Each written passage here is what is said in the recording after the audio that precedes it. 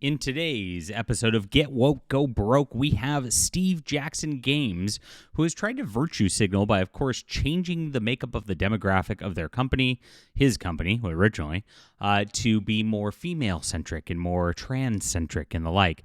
Meredith Placko was one of those diversity hires they brought in and has subsequently destroyed the company while using the platform of this Munchkin designers gaming outlet as like this political cudgel this entire time. She, of course, used this as a clout structure so she just get herself some clout in the board game industry. This is a typical female play that happens with a lot of these people in the industry. It's never about doing the work. It's always about the social conditioning aspects of things.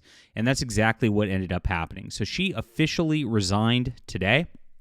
Steve Jackson posted about it, as we can see. We're going to get into this news and get into how she destroyed the company over the last couple of years. Very, very sad what happened there. And we'll see what happens to Steve Jackson Games as they continue to circle the drain of wokeness in just a moment. So please hit the like and subscribe button. Join us here as we talk about all things in gaming and pop culture. Really appreciate you guys for being here. And sign up for my newsletter, guys. I am a science fiction, fantasy, and comic book creator. And I would love for you to be on here. You never know what's going to happen. Never know how I'm going to lose you with the algorithm and things like that. Don't want to deal with that. I want to stay connected with you. You get 3 free books just for doing so, guys. It's a $50 value for absolutely nothing, just for being connected with me. And I've got a bunch of great books and great comics coming down the pipeline. I'm working my tail off over here. And eventually we do want to get into gaming. There's going to be a few different iterations I want to do with things and kind of test the waters and see how the market is for this sort of stuff. Because, look, it needs a difference. The board game industry, the tabletop industry needs a difference. And we're gonna just do everything because I like working. That's how it goes. So please, guys, get in on here. And, of course, I've got a bunch of, like, Amazon store. I've got my web store if you want to support and actually buy the books and things like that. Really appreciate everybody who does so. It helps us tremendously. But get in here. This is the main spot to be for now. Thank you so much for being here. So here is the deal. She has resigned as our CEO. This was not anticipated. When I get a plan, I'll share. They don't even have a plan going forward. Right now, everyone who is reporting on her will be reporting to me. I have nothing to add to her interview to ICV2, but wished her and Turbo Dork, the best of luck in these times. I cannot say how much I appreciate the support of our staff right now. Your messages, heck, you're just showing up for work every morning mean a great deal. Oh my gosh, thank you. Participation Trophy Central right here.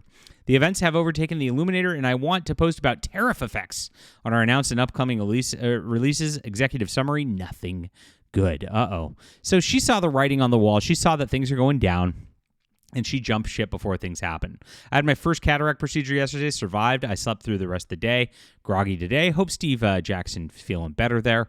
And I hope he feels better and tires like an actual man to take the position instead of something like this.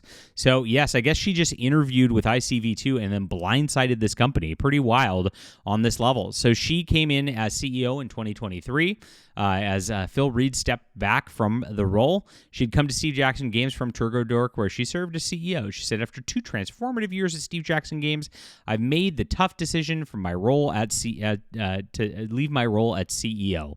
She didn't like doing the work, apparently, and of course, with tariffs coming up, it was going to be very difficult, and she'd been destroying the company. We'll show you exactly how Steve Jackson's Games has been on a slide before tariffs and all that in just a moment. It's been a diversity virtue signal after virtue signal at this company, and we're focused on games. It's very, very clear what happens every single time. Like I said, you get this a lot in these industries. They put in a woman in charge, and she's always about the social clout. She's not an operations person. We've seen it time and time again, from Disney Star Wars to Bain Books to exactly what's going on here. And this is something that needs to be avoided at all costs for one of these companies. This is diversity hire central every single time. And they, of course, the board game industry seems to have this obsession with like trying to get women and transgenders and gays and blacks more involved into things because they want to have that like hodgepodge Hollywood whatever going on, and don't actually want to just focus on what's the core thing, the gamers and the gaming. This has been something that's been going on for a long, long time, and it's really, really sad to watch the board game industry fall so sharply, and it is falling. There's a lot going on. The tariffs actually are going to impact these companies quite a bit. I don't feel particularly bad for them because they've all built their operations on slave labor in China to build all these cheap little parts that are, of course, a lot. And, guys, the real gamers out there know that a lot of the games from back in the days, including Steve Jackson's ones, you could do them on pen and paper. You didn't need a lot of these little plastic components and things like that they're acting as like the end of the world so that they can have their little new shiny products out there. You can have fun without that kind of thing very easily. And in fact, that's exactly what gaming used to be back in the day. So after that is CEO Placko helped engineer several successes for the company. Look at how ICV2 talks about things, including the Munchkin Big Box crowdfunding campaign. So yes, Munchkin, which was already a thing and already very, very popular, a game that was one of the best-selling games out there, she just put them all into a big box. Like that is what she did. It was not that I would not call this her success whatsoever. It's writing off the success of before on this, and of course added Shadowrun license and other things. Munchkins has DuckTales, Munchkin has Marvel. This is small potatoes compared to that. Of course, more recently, she has also spoken out about the effects of tariffs in the game industry. We covered this here on the channel as they just completely whined about it, sending out a complete email to it saying it's going to just destroy their company and the like. She says she's going to return to her Turbo Dork line here, as you can see. And so I guess this is it. And this is what she says. She says, I remain passionate about this industry, but it's time I turn my attention back to the company my husband and I founded together. Interesting. I guess she saw the writing on the wall because she did post that email about tariffs and now about how it's going to cause problems for Steve Jackson because the Munchkin game is done well because it's really cheap. And that's a big portion of the success right there. And that's a big portion of what carries them over time. And because it's so cheap, when that doubles in cost because of the way that they've got things set up and they're running with low margins, of course, that's going to cause problems for them going forward. Now, you notice they say the same thing over and over in all these different media companies. It's a success because they had one crowdfunding campaign that, of course, you wrote off the brand that everybody loved anyway. And that was that. So earlier this year, they bought Possum Creep Games, which I mentioned before, and this is where they added designers Jay Dragon, that's a real name, who's a transgender activist, of course, becoming Steve Jackson's lead game designer. So they've doubled down on identity politics this year, and of course, production is going to be less. It's going to cost more. They're going to have more problems. They're going to have more HR problems and the like when this sort of thing happens. Every single time you get hit with tariffs, and you have a real recipe for a sinking ship. So I believe that she knows what's happening here, that it's not going to work very well, and that's the deal. Now, notice after the media calls it a success here, they get into the truth of thing. Revenue was down in 2023 when she started, and roughly flat in 2024. So they've been having down years for a while, and it has not improved nor gotten better under this woman, right? Of course it hasn't. If you actually go back to ICV View, Steve Jackson game sales slide, they reported in April 24.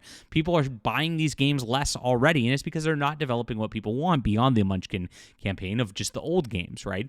And that's exactly the problem that's happening. You don't have this because you have somebody completely out of touch with gaming, right?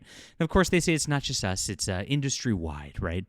It's a big problem. There's a glut of titles. Yes, you stand out if you have a good glut of titles, though. You don't stand out when you have this kind of thing going on.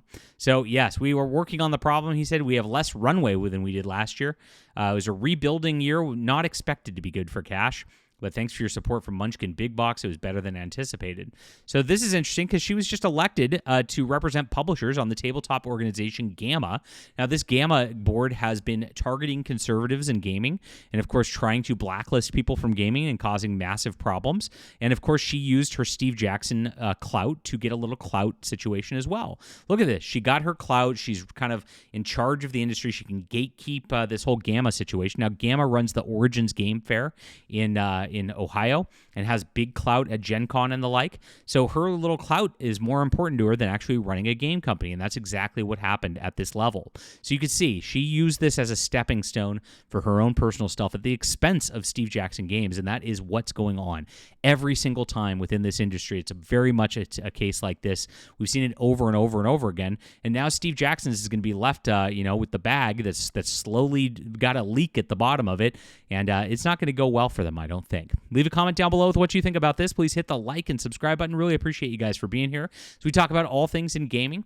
And please sign up for my newsletter in the description below. Like I said, we're making a lot of great comics, graphic novels, science fiction, and fantasy books, my friends. And I do eventually want to get into gaming. It's going to be at some point. Stay in touch with me. Stay connected with our community. It's very important to be here. We're going to build the future right here as these establishment companies are failing. And I appreciate you guys. You are the best, and we are gamers first here, my friends.